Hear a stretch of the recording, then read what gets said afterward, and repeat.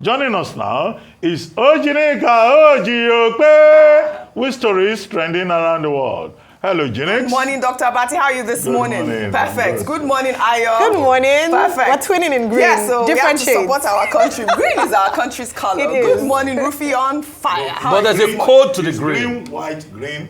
Amber 2.0. National Orientation Agency doing Lord's work. There's a code to the green. What is it? Like, this is not Nigeria green. Okay. Yeah. All right, no problem. No, this is not Amber This is 2.0. closer to Nigeria. No, please listen to National sorry. Orientation Agency. Okay. With due respect. This is why they accuse you people of misinformation. Okay. After You choose the right green. All we Yes. have to do is support Nigeria at all costs, right? Yes. Well, all right.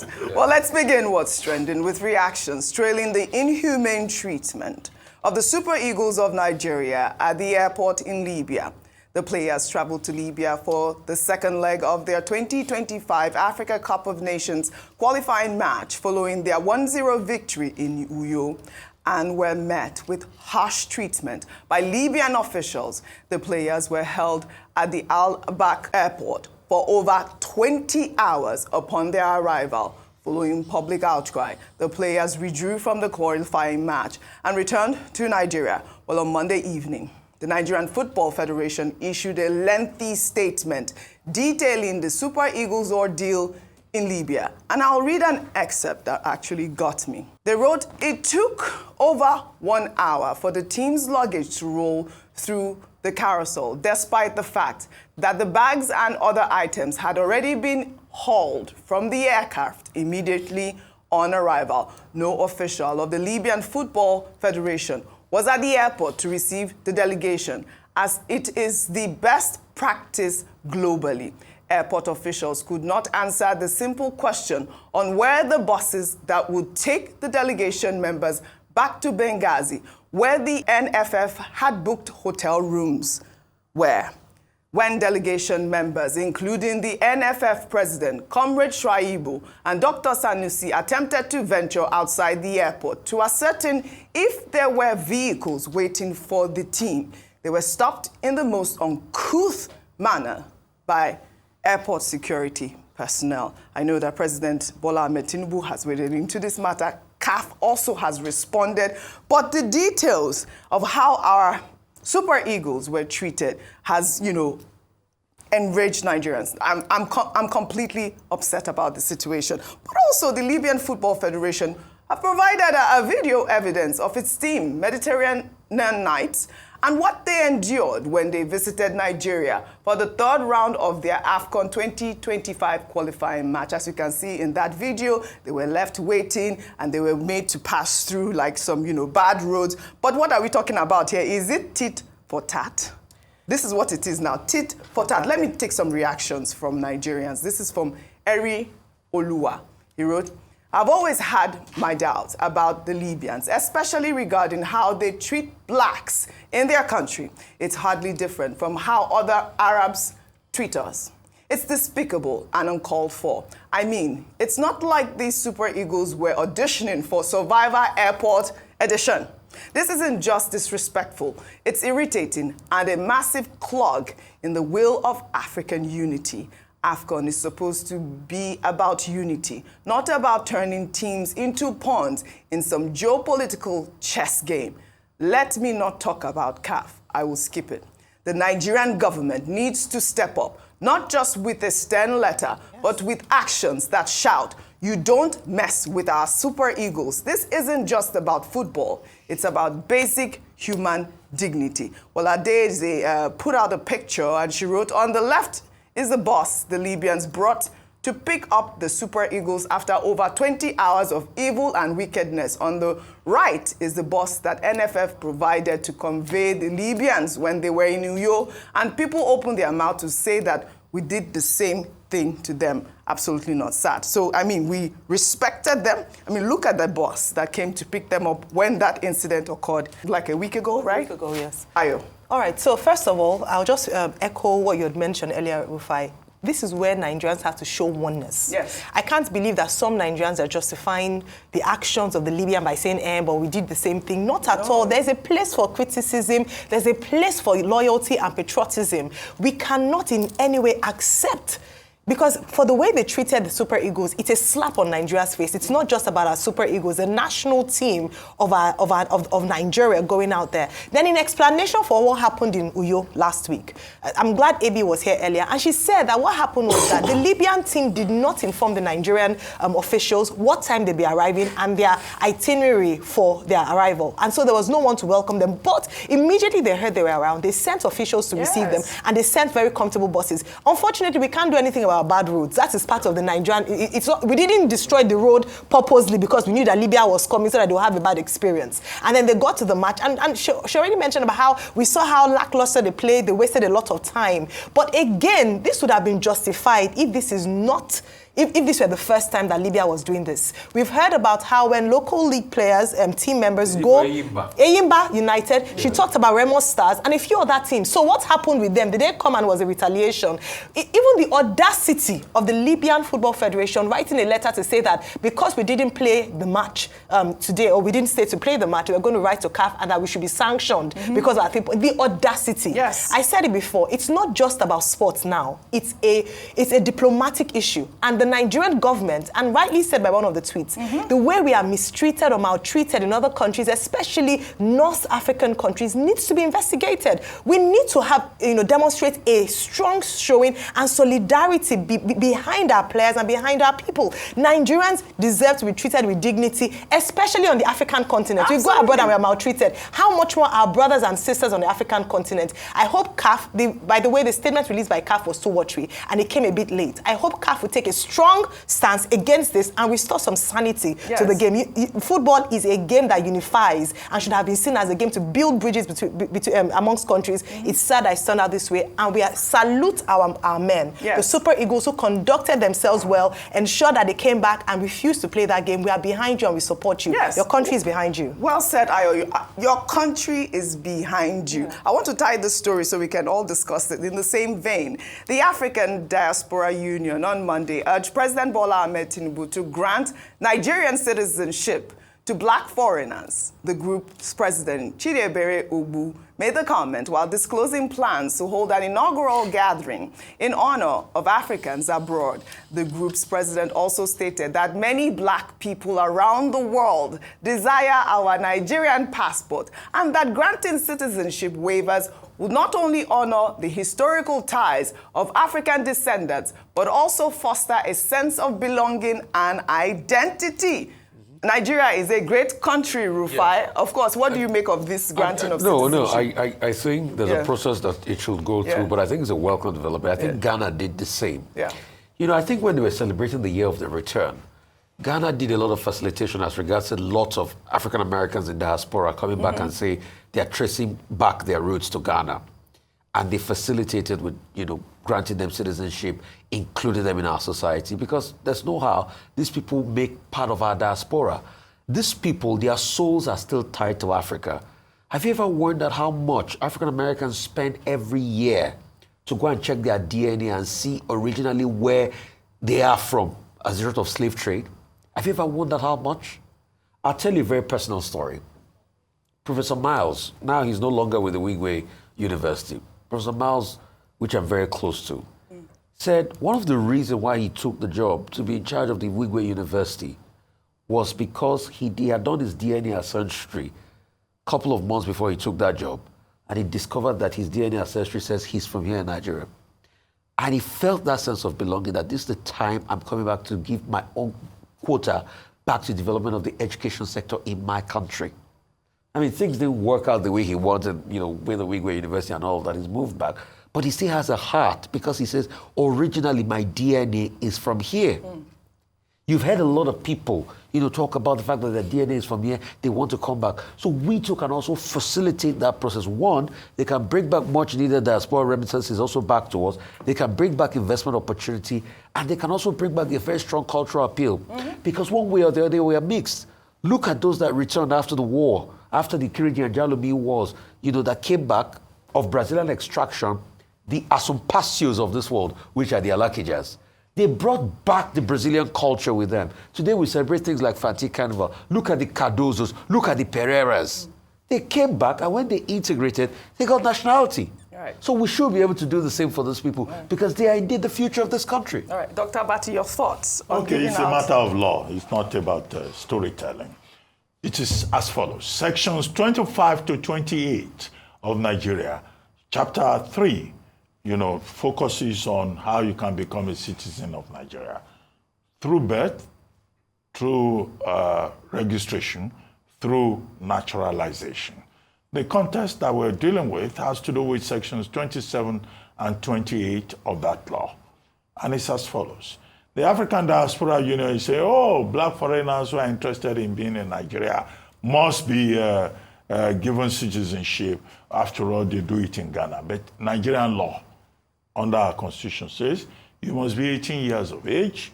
You must have lived in Nigeria for 15 years prior to the application. The governor of the place where you are resident must say that you are willing to be resident in Nigeria. You yourself must show that willingness. I think one of the conditions says you should be able to speak one language, one Nigerian language. And then it says there must be evidence that you will live in Nigeria for the next 20 years. So naturalization is the principle under our laws as of today. However, I can understand where the African Diaspora Union is coming from, to connect the diaspora with the home root. However, my main concern with regard to this naturalization citizenship thing is Section 26. Section 26 of the Constitution under, citizenship by registration does not favor Nigerian wives and foreign husbands. Such a big topic. Because it's a big topic. Yes. If you marry a Nigerian, you will have very serious issues for you to get Nigerian citizenship, even if you produce 20 Nigerian children. If you are a man, you will have issues. So this is why the argument is out there on the table that sections 25 to 28, should be taken a look at. After all, Nigeria recognizes in the same constitution dual citizenship.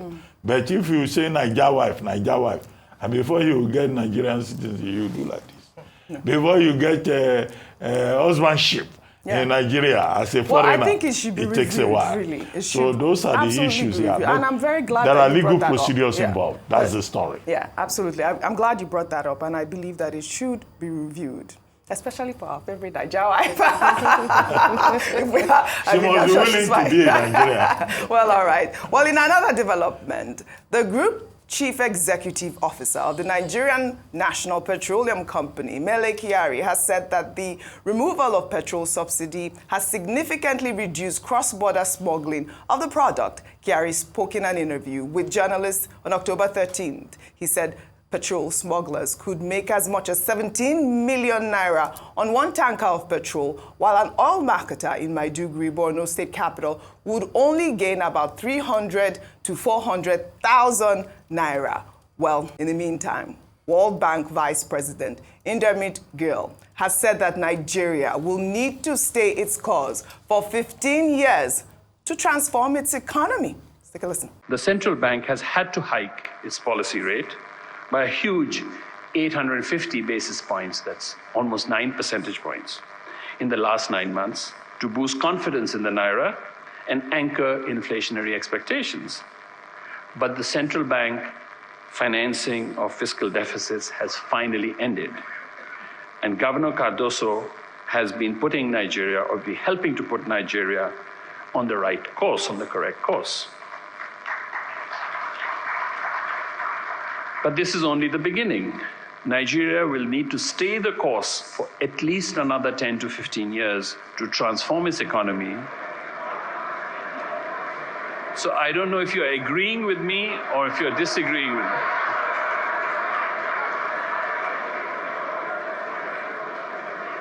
If it does that, it will transform its economy, and it will become an engine of growth in sub-Saharan Africa, and it will help to transform sub-Saharan Africa. 15 years. Renewed Shege. Of course, a lot of people were disagreeing with him How there. will you be 15 people, in under a year, people are already like suffering and dying. No, But you then will just destroy as it is now, Yeah. Oji. I just have to point this in. As it is now, it's going to take another 10 to 20 years to fix the fabric of the country you've destroyed with these two policies Yeah, you've made. but- You've ruined generations forever. Generations will never remain the same as a result of this hardship. But I mean, as we there's so speak. many things that can be done. I was going to say there has to be a road revamp to our- recovery. road to There has to be recovery. a road to But recovery. meanwhile, a young engineer, Oyekunle Ayasola, who designed a self-powered generator that does not require fuel, revealed in an interview how he has received life-threatening calls and messages over his design. He spoke to Vanguard about his design. All these parts I'm using, I have to fabricate them manually, which is not very much convenient. I believe Nigeria is ready for it, most especially this subsidy removal period and this high cost of fuel. Then when I was even trying to make this, it was actually, fuel was like, I think 65 naira per liter. Now it's sold for 1,000 plus. I believe Nigeria will need it more than ever. They are self-powered. They use electromagnetic field induction. Yes, so they are self-powered. The moment you on them, they're charging back itself. It has just smaller 12-volt batteries. So just for you to, kickstart, instead of starting manually. Some of the challenges, is just, threads from, I can't really say it's though it has been years back, but, from your, not just competitors, they are individuals, I don't know. They kept the threats coming in form of text, in form of calls with private lines. Though it stops for a while, but that could not stop me. I mean, these are the sort of innovation that should be encouraged and not, threatened. I mean, we are seeing our young people doing the Lord's work in our economy, and we are hearing people trying to stifle them because it also relates to, in fact, the fuel smuggling and all of that. Yeah. I'm shocked Yes. that with this man discovered, maybe after today, nobody from the federal government, Ministry of Science and Technology can call this man. What do people like this have? They have great technology. What do? Call them forward. Yes. Put an endowment fund. All the money they've been stealing in this country that they're hiding under Sockaway tank and everything, if it's $10, $15 million, you give this man to scale. When he starts to sell, not only across the African continent, he will bring in Forex for you. But people would rather they go and import generation from other parts of the world when you have people locally that can scale. So I hope they're going to call this man, give him all the support he needs, and to be able to make him scale. And Oji, there are many people like that that are like this in this country. Absolutely. Well, Dr. Batty. quick points, very obvious. One, this speaks to the talent of Nigerians. We have seen Nigerians coming up with different innovations in science. Ordinary people either designing airplanes or designing other things. So this is one of those diamonds of the Nigerian story.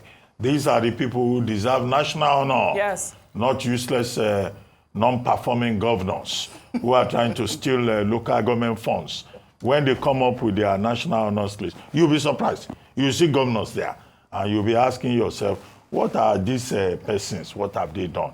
Including Babariga, Login, Agbada, blowing traditional rulers. And you'll be asking yourself questions. We should identify our heroes and promote them. Number two, innovation is the oxygen for development. No country grows without supporting innovation. So innovation should be supported. Three, the gentleman says he has been receiving threats. Does that not tell you the story about energy security in Nigeria, energy stability in Nigeria?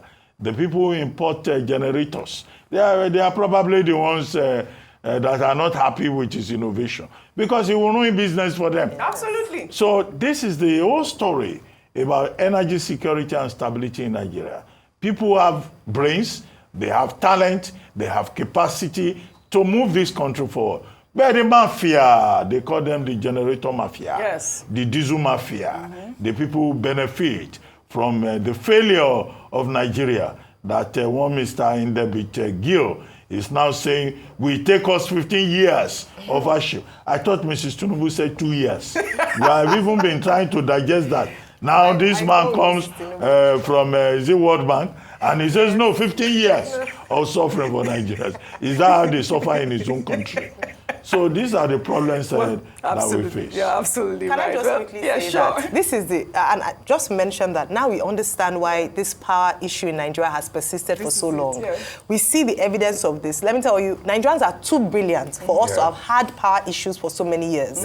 If we wanted to solve the issue, we would have done it a long time ago. We have brilliant scientists. Only yesterday, we had the NLNG Prize for Science innovators sit with us. They are going abroad and doing amazing work. So it's not for a lack of talent or innovation. It's just as a result of the mafia and the saboteurs who do not want Nigeria to work. So if we want Nigeria to work, just political will and support. Invest in young minds who are going abroad, who are harvested by countries abroad, who understand what it means to bring innovators and people who can really work for the country. So this power issue, a lot of the challenges we have in this country, that's why I don't believe in 15 years. We can solve it in a matter of years if we are ready to do so. That's Well just said, invest Ayo. in people. Invest in people. Well said, Ayo, really.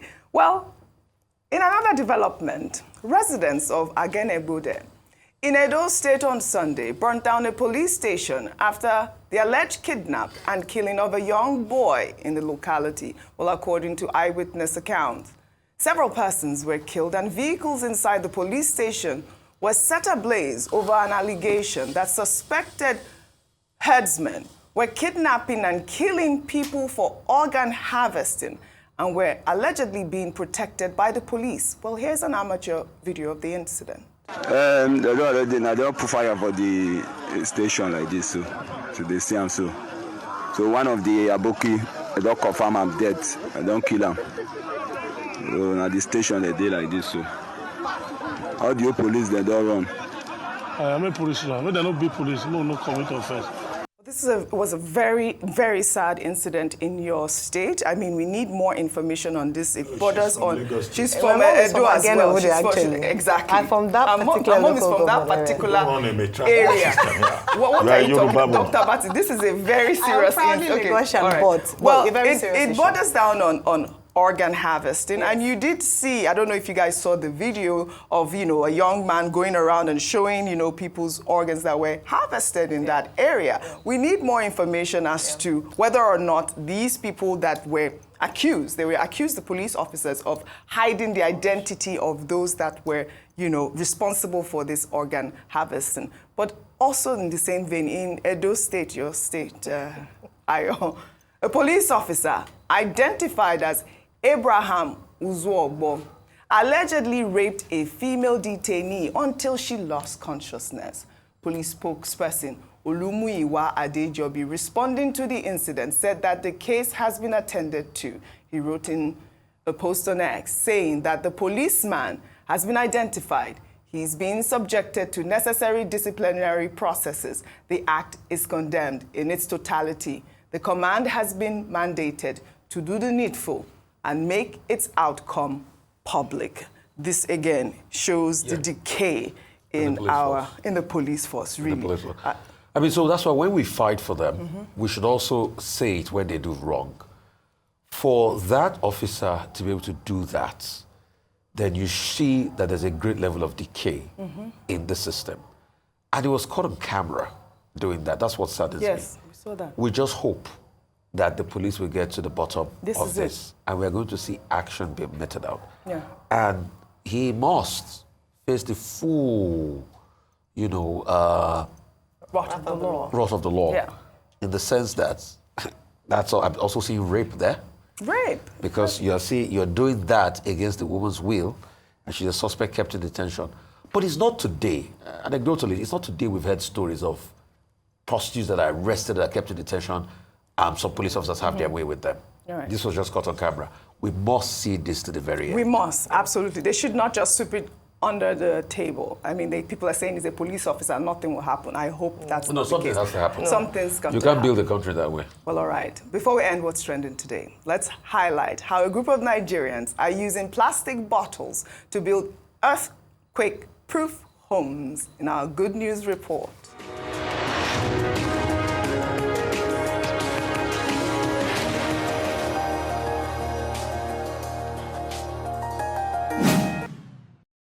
With more than 500 billion bottles being discarded every year, plastic pollution continues to plague the planet.